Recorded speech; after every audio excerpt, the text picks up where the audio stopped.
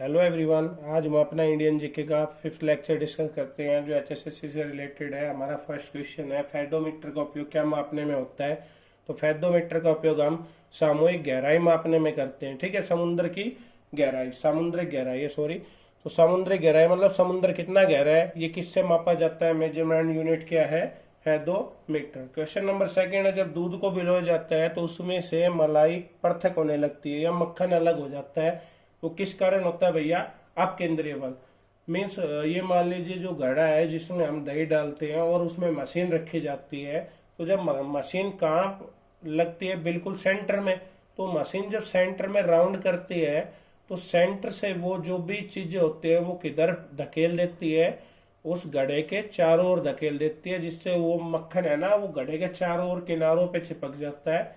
इसी बल को क्या कहते हैं, अपकेंद्रीय। अप मीन्स केंद्रीय में, एम अप मीन्स परे, पे मीन्स परे। तो जो केंद्र से परे बल लगे उसे क्या कहते हैं, अपकेंद्रीय। और जो केंद्र के भीतर बल लगे उसे अभिकेंद्रीय। ठीक है भैया। क्वेश्चन नंबर थर्ड की बात करते हैं, निम्न में से कौन सा का उपयोग व्यापक रूप से निश्चेतक के रूप में होता है। तो क्लोरोफॉर्म। ठीक है, ये निश्चेतक क्या होता है, जो आपकी एक हिसाब से पेन को दूर करे। ठीक है। क्वेश्चन नंबर 4 की बात करते हैं, मानव शरीर में कौन सी ग्रंथि मास्टर ग्रंथि कहलाती है।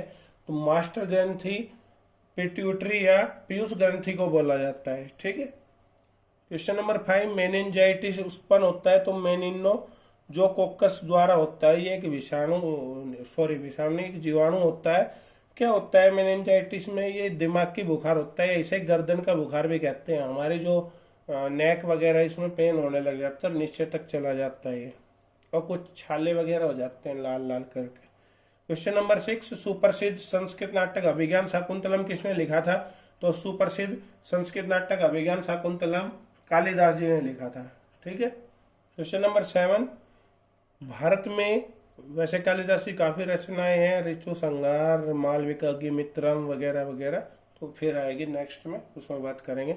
भारत में नमक यात्रा या दांडी यात्रा या नमक सत्याग्रह मोहनदास करमचंद गांधी के नेतृत्व में किस वर्ष हुआ था। तो 1930। देखो ये लास्ट जो प्रीवियस क्वेश्चन है जीके का फोर्थ लेक्चर था उसमें भी था और फिफ्थ में भी है, फिर आगे भी आएगा। तो याद रखना, एचएसएससी में मैक्सिमम क्वेश्चन रिपीटेड होते हैं, चाहे वो एनटीए ले या फिर टीसीएस ले या फिर एचएसएससी का कोई डिपार्टमेंट ले, क्वेश्चन तो सेम ही आने।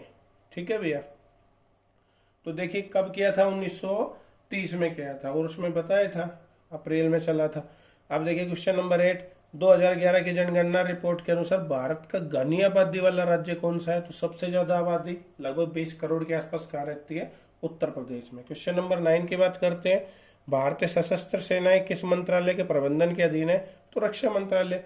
थल हो, वायु हो, जल हो, तीनों, नेवी, एयरफोर्स और आर्मी, तीनों किसके अंतर्गत आती है, डिफेंस मिनिस्ट्री के अंतर्गत। क्वेश्चन नंबर 10, जब लोहे और कास्ट में लकड़ी को सूर्य के प्रकाश में रखा जाता है तो लोहा दंड शीघ्रता से गर्म हो जाता है। क्यों, क्योंकि लोहे में जो हाई हीट कैपेसिटी होती है, ठीक है, तो इसलिए वो जल्दी गर्म हो जाता है।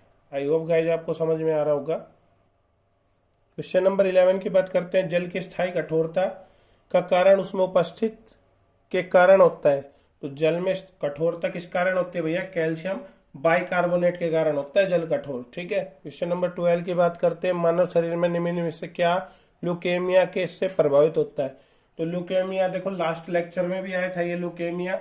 ल्यूकेमिया क्या होता है, ब्लड कैंसर को कहते हैं। तो कौन सा सॉरी, कौन सी चीज प्रभावित होती है, ब्लड। क्वेश्चन नंबर 13 है, मानव मस्तिष्क का सबसे बड़ा भाग कौन सा है भैया। तो सेरिब्रम, जिसे हिंदी में यह कहते हैं प्रमस्तिष्क। क्वेश्चन नंबर 14, भारत में संगीतज्ञ सूरदास किसके समकालीन थे भैया। तो सूरदास जी जो अंधे कवि थे वो किसके समकालीन थे, अकबर के। ठीक है। क्वेश्चन नंबर 15 की बात करते, सुप्रसिद्ध कुतुब मीनार का निर्माण किसने करवाया था। तो कुतुबुद्दीन ऐबक ने कराया था, लेकिन इसकी पहले ही मृत्यु हो जाती है 1210 में, और इसके बाद में इसका उत्तराधिकारी होता है, जो इसका दामाद होता है इल्तुतमिश, वो उसका निर्माण कार्य पूरे कराता है। फिर एक बार बिजली गिरने से उसकी मीनार की कुछ मंजिलें नष्ट हो जाती है, तो फिर फिरोज शाह तुगलक कराता है। दिल्ली गद्दी पर बैठने वाली पहली महिला शासिका या मुस्लिम महिला कौन थी? रजिया सुल्तान।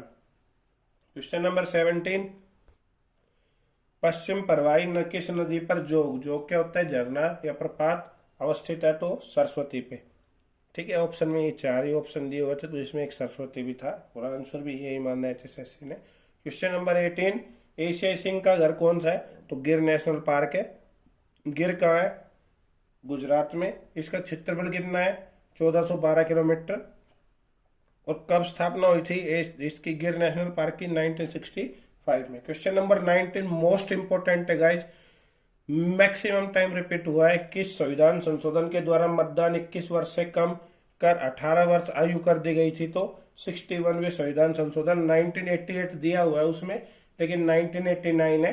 कोई भी आज तक तो ऐसा कभी नहीं हुआ कि जो 88 और 89 में कुछ डिफरेंस आया हो, वो स्पेशली देता है। वैसे देखेंगे कि बुक वगैरह में तो 1989 है, लेकिन जो इस एग्जाम में था उस ऑप्शन में यही वाला था। 61 के साथ में 1988 दे रखा था, लेकिन आप याद रखना 89 में था। क्वेश्चन नंबर 20, मूल संविधान में भारतीय नागरिकों को कितने मौलिक अधिकार दिए गए थे? तो मूल संविधान में भारतीय नागरिकों को 7 मौलिक अधिकार थे, लेकिन वर्तमान में कितने भैया? सिर्फ 6 हैं, क्योंकि 44वें संविधान संशोधन 1976 के आधार पर संपत्ति के अधिकार को मौलिक अधिकार से हटाकर कैसा अधिकार बना दिया गया? कानूनी अधिकार। मतलब सरकार जब चाहे किसी की जमीन ले सकती है, पहले ऐसा कुछ भी नहीं था। नेक्स्ट क्वेश्चन नंबर 21 है, प्रथम पंचवर्षीय योजना किस अवधि को पूर्ण किया? तो पहली पंचवर्षीय योजना 1951 से 1956 ईस्वी तक चली थी। आई होप गाइज आपको समझ में आ रहा होगा। क्वेश्चन नंबर 22 है, भारत में दशमलव चलनी मुद्रा प्रणाली कब लागू हुई? तो ये हुई थी अप्रैल 1957 में। देखिए क्या होता है दशमलव चलनी मुद्रा? दशमलव मीन्स क्या है कि कोई भी जितनी बड़ी अमाउंट लिखनी होगी तो हम किसके साथ, अगर मेरे को 1 लाख लिखना होता था पहले के टाइम में, तो मेरे को क्रॉस मारने पड़ते थे 1 लाख। अब उसके बाद में क्या आ गई? दशमलव आ गई। अगर मेरे को 1 लाख लिखना होता है तो मैं 1 और 5 जीरो लिख देता हूँ, तो 1 लाख हो जाते हैं ना। तो इसी तरीके से ऐसी संख्या पत्ती जिसमें गिनती या गणना के लिए कुल 10 संख्याओं का सहारा लिया जाता है, जो 0 से लेकर 9 तक है, उसी को क्या कहते हैं? दशमलव चलनी मुद्रा प्रणाली। आई होप गाइज मैंने पूरी डिटेल लिखी, आपको समझ में आ गया होगा कि दशमलव चलनी मुद्रा प्रणाली क्या होती है। क्वेश्चन नंबर 23 देखो, लास्ट लेक्चर 3rd में भी और 4th में भी था। तो राष्ट्रीय प्रतीक कब अपनाया गया था? 26 जनवरी 1950। मैंने लिख दिया था वहां पे डिटेल, देखो ये फिर क्वेश्चन आ गया है। क्वेश्चन नंबर 24, वृहत्तम गुंबज, जो गोल गुंबज है, जो विश्व का सबसे बड़ा गोल गुंबज कौन सा है? बीजापुर कर्नाटक का है। ठीक है। क्वेश्चन नंबर 25, वह पहला भारतीय कौन था जो न्याय के लिए अंतर्राष्ट्रीय न्यायालय का अध्यक्ष बना? तो डॉक्टर नागेंद्र सिंह थे। अंतर्राष्ट्रीय न्यायालय हेग नीदरलैंड में। और ये डॉक्टर नागेंद्र सिंह कब से कब तक रहे? 1985 से 1988 तक रहे।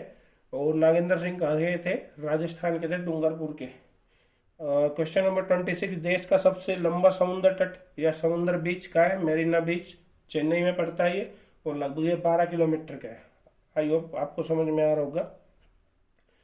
क्वेश्चन नंबर 27, किस वर्ष में पिन कोड लागू किया गया? तो 1972। ये क्वेश्चन आया था भैया, कब लागू किया गया पिन कोड? तो 1972। इसकी डिटेल की बात करते हैं।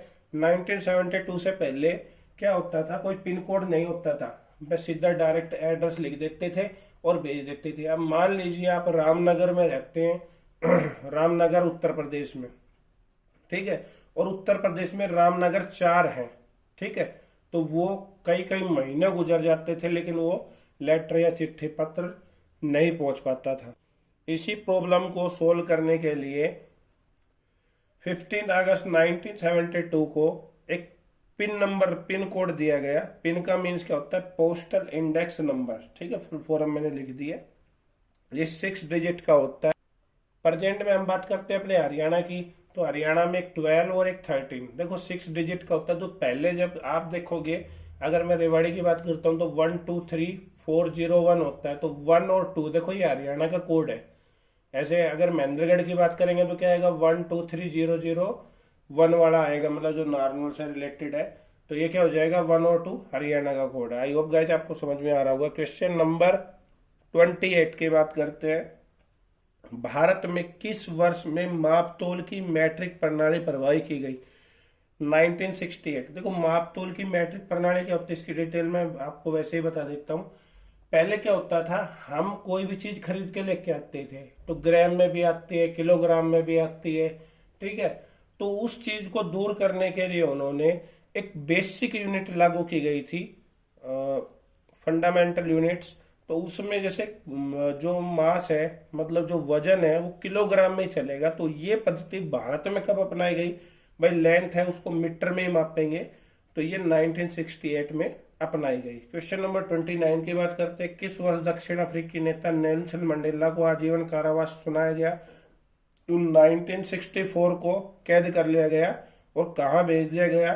रोबेन द्वीप पर। कितने साल बिताए जीवन के? 27 साल बिताए। उसके बाद में क्या हुआ?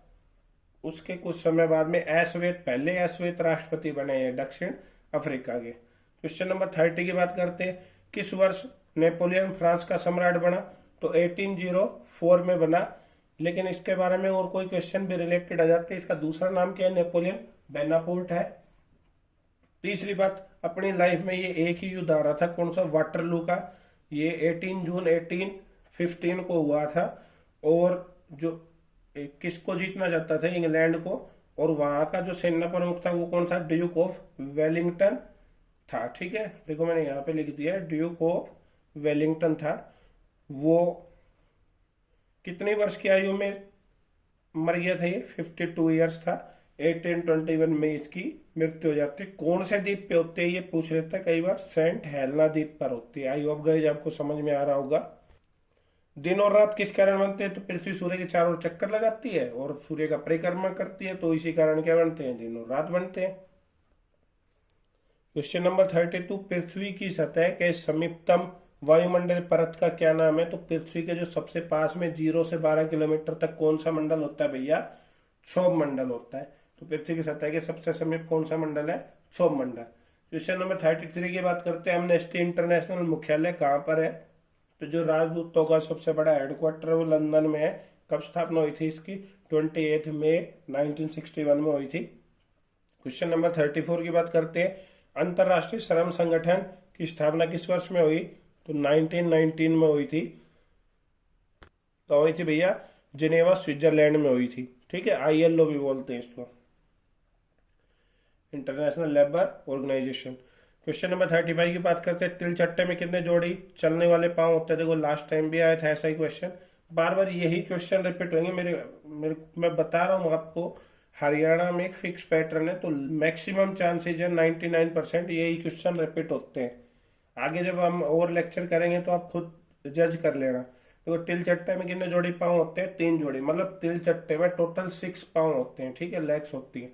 आगे देखो क्वेश्चन नंबर 36। किस प्राकृतिक तत्व का उच्चतम द्रव्यमान होता है? तो कार्बन का होता है, ठीक है। Question number 37। किस देश में पहला क्रिकेट विश्व कप जीता था? तो वेस्ट इंडीज ने जीता था।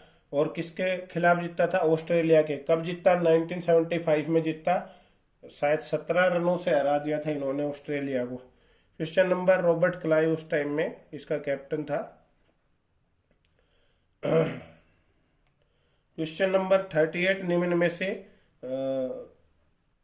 निम्न में से किस देश के साथ विलंबन संबंधित है? तो लॉन टेनिस से संबंधित खेल है विलंबन।